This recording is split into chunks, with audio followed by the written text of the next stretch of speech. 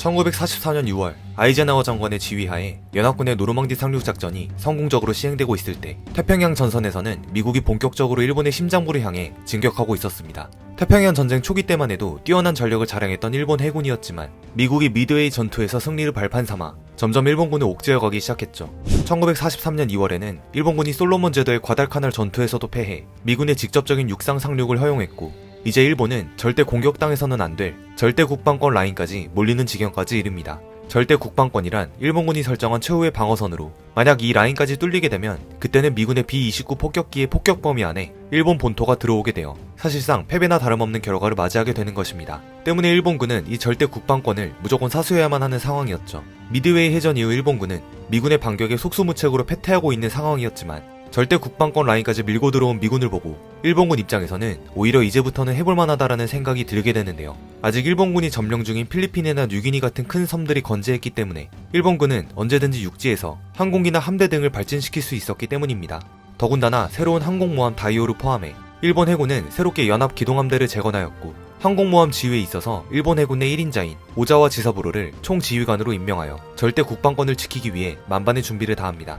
이 절대 국방권의 최전선이자 전략적으로 가장 중요한 요충지인 이곳은 바로 마리아나 제도. 특히 마리아나 제도에 있는 사이판 섬은 절대 국방권의 핵심 거점이었는데, 사이판은 1차 대전 이후에 일본의 위임 통치령이 되었고 약 25,000명의 일본인이 이곳으로 이주하여 살고 있었습니다. 만약 사이판이 미국에게 뚫리게 되면 일본은 본토로 가는 길을 내어주게 되는 꼴이었기 때문에 일본은 사이판 일대에 4만 명의 병력을 배치하고 비행장을 건립하거나 최신 레이더 기지를 설치하는 등 유세와 공사에 착수하였습니다. 미국 또한 연합국이 승기를 잡은 이 시점에서 사이판까지 먹게 된다면 도쿄와 오사카 등의 일본 주요 도시에 B-29를 통한 폭격이 가능해지므로 어떻게 해서든 사이판을 쑥대밭으로 만들고 일본으로 가는 길을 열고자 했습니다. 1943년 11월 카이로 회담에서 마리아나 제도의 점령이 공식적으로 승인되자 미 육군과 공군은 전투 계획에 돌입하였습니다. 미군 사령관들은 마리아나 제도에서 가장 큰 섬 사이판을 첫 번째 상륙지로 결정했고, 사이판 침공 후 괌과 티니안을 점령하기 위해 신속하게 이동할 예정이었죠. 그리고 7개월이 지난 1944년 6월 15일 아침, 대규모 미국 수송선 함대가 사이판 남서쪽 해안 근처에 집결했습니다. 그리고 미 제58기동부대가 사이판 섬을 공격하기 시작하면서 일본 연합함대도 급하게 결전을 벌이기 위해 이동합니다. 이때 유럽에서는 연합군이 역사상 최대 규모의 상륙작전, 노르망디 상륙작전을 펼치고 있었죠. 미군은 먼저 함재기를 출격시켜 사이판을 비롯한 마리아나 제도의 제공권을 장악하고 약 7만여 명의 해병대를 상륙시켜 3만 1천여 명의 일본군 방어병력이 있는 사이판 섬을 공격합니다. 일본의 총리 도조 히데키도 사이판 섬은 절대적으로 사수하라라고 강조할 만큼 이 섬은 양측에게 있어서 매우 중요한 곳이었는데요. 섬을 방어하던 일본군은 필사적으로 미 상륙군에 대항하면서 미군도 만만치 않은 사상자가 발생하였습니다. 하지만 미군은 첫날부터 사이판의 교두보를 구축하는 데 성공하고 이튿날에는 아슬리토 비행장 점령을 위해 내륙으로 진격하기 시작했습니다. 미국 입장에서는 이 비행장을 점령하면 B-29의 기지를 확보하는 것이었습니다. 일본군은 사이판에서 처절하게 미군에 대항했지만 압도적인 화력 지원을 등에 업은 미군의 공격을 막아내기에는 역부족이었고, 결국 사이판 섬은 미군이 점령하게 됩니다. 앞서 언급했듯이 당시 사이판 섬은 이미 꽤 많은 일본인 이민자들이 살고 있었는데, 이들은 사이판의 민간인들은 전원 자살하라라는 일본 히로히토의 명령에 세뇌되어 끔찍한 결과를 선택하고 맙니다. 사이판이 미국에 넘어가기 시작하자 히로히토는 1943년 6월 말 사이판 주민들에게 자살을 권고하는 칙명을 내린 것인데, 자살한 주민들은 사후 전사자와 같은 예우와 명예를 누릴 것이라고 말했습니다. 그동안 총리 대신 도조 히데키가 일본 군인에게 포로로 잡히는 치욕을 당하지 말고 사무라이의 후예답게 명예롭게 죽으라라는 자결을 강조했지만, 민간인을 상대로 한 천황의 칙명은 너무 잔인했습니다. 그리고 히로히토의 자살 특명은 방송을 거쳐 사이판의 군 지휘부에 전달되고 말았습니다. 천황이 이런 명령을 했을 리 없다는 목소리도 있었지만 선명한 옥새가 찍힌 명령서가 진실을 말해주고 있었습니다. 결국 궁지에 몰린 사이판의 민간인들은 투항을 권고하는 미군의 설득에도 불구하고 대부분 절벽에서 투신 자살을 하거나 동굴에 숨어있다가 매몰되었는데, 가족들이 집단으로 투신하는 경우도 많았습니다. 이렇게 목숨을 잃은 민간인들이 무려 2만여 명에 달했다고 하죠. 이들은 히로히토가 약속한 내세의 영광스러운 영생을 믿으며 목숨을 끊었으며 그 모습은 끔찍하고도 비극적이었습니다. 사이판을 차지한 미군은 이제 일본 본토를 폭격할 수 있는 B-29 폭격기지를 확보하게 되었고, 그와 동시에 잠수함 기지도 확보하였습니다. 사이판은 일본 대본영에게 버려진 채 완전히 고립되어 버렸으며, 절대 국방권 라인에서 가장 중요한 요충지인 사이판 섬의 상실로 인해 이제 일본은 엄청난 위기에 놓이게 됩니다. 이 시점에서 전투의 무대는 사이판을 넘어 필리핀해로 넘어가고 있었고, 일본은 막판 뒤집기를 위해 그토록 공을 들여 준비한 오자와 제독의 연합 기동함대를 마리아나 제도를 향해 출항시킵니다. 그와 동시에 대규모 일본 함대의 이동을 포착한 미군 잠수함은 이 소식을 곧바로 미 태평양 제5함대 사령부에 알리는데, 사령관인 레이먼드 스프론스 제독은 이 움직임이 일본 함대의 속임수라고 판단하여 섣부르게 출격 명령을 내리지 않습니다. 미 해군의 움직임이 보이지 않자 더욱 자신감을 얻은 오자와는 일본이 유일하게 미 항공기 전력보다 뛰어난 부분, 바로 긴 항속거리를 보유하고 있다는 이점을 활용하여 어떠한 방해 없이 항공모함에 대기 중인 함재기를 출격시킵니다. 9척의 항공모함에서 순차적으로 일본 함재기들이 출격하기 시작하고 약 400대 이상의 항공기가 사이판 섬에 주둔하고 있는 미 함대를 격파하기 위해 위풍당당하게 상공을 가립니다. 이때 당시 연합함대의 모든 일본군 장교들과 병사들은 승리를 확신하며 눈물을 흘렸다고 하죠.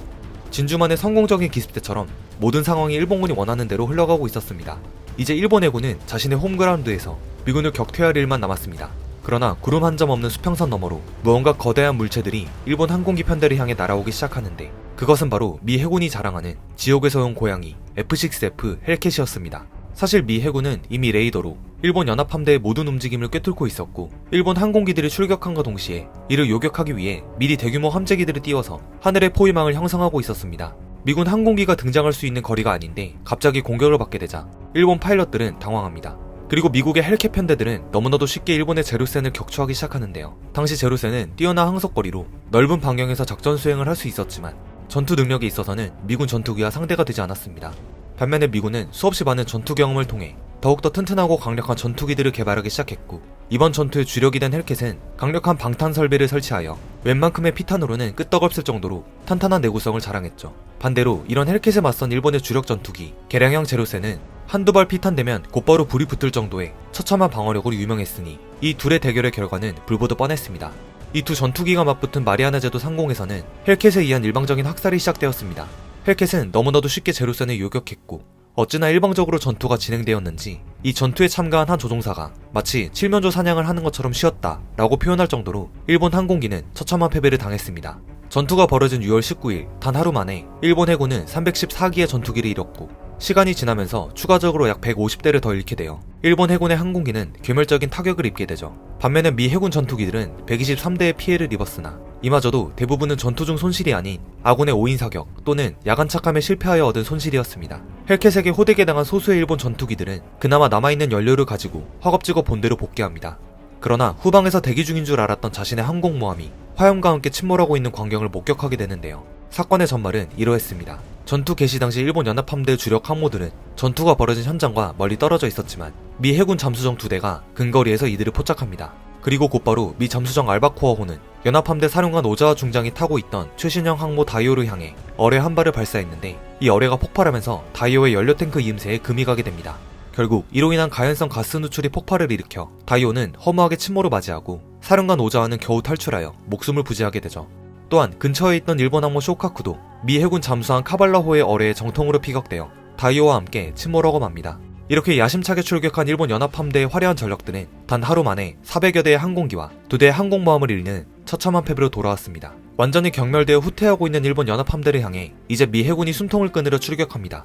곧 해가 저물어 공격에 어려움을 겪을 상황임에도 미 해군 마크 미처 중장은 그대로 공격을 감행할 것을 명령했고, 미 해군 함재기들은 연료 부족과 야간 전투라는 악조건 속에서도 항공모함 희호를 추가로 격침하는 성과를 내며 일본 해군을 확실하게 확인 사살하였죠. 여담으로 이때 야간 공격을 성공하고 돌아오는 함재기를 위해 미 해군 항공모함 본대가 모든 탐조등을 켜고 조명탄을 발사하는 등 착한 위치를 알려주었는데, 아무것도 없는 바다 한가운데서 항공모함이 자신의 위치를 알리는 것은 그대로 적에게 자신의 위치를 알리는 자살행위나 다름없는 행위였습니다. 하지만 그만큼 조종사의 무사기은을 위해 위험을 감수했다는 뜻이기에 많은 조종사들이 이 행위를 보고 감격했다고 합니다.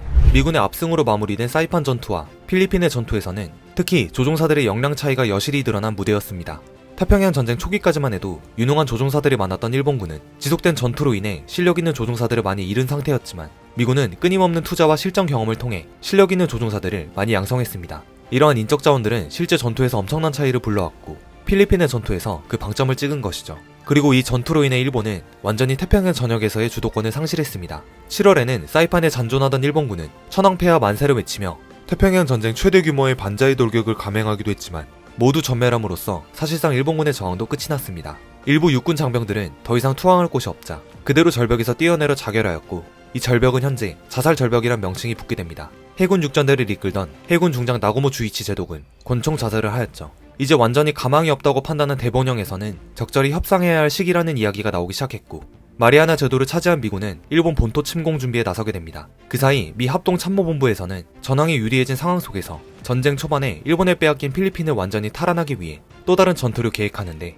이에 일본 해군 수뇌부 또한 필리핀에 올인하기로 결정하고 대규모 병력을 집결합니다. 그리고 인류 전쟁사 최대 규모의 해전이 펼쳐지죠.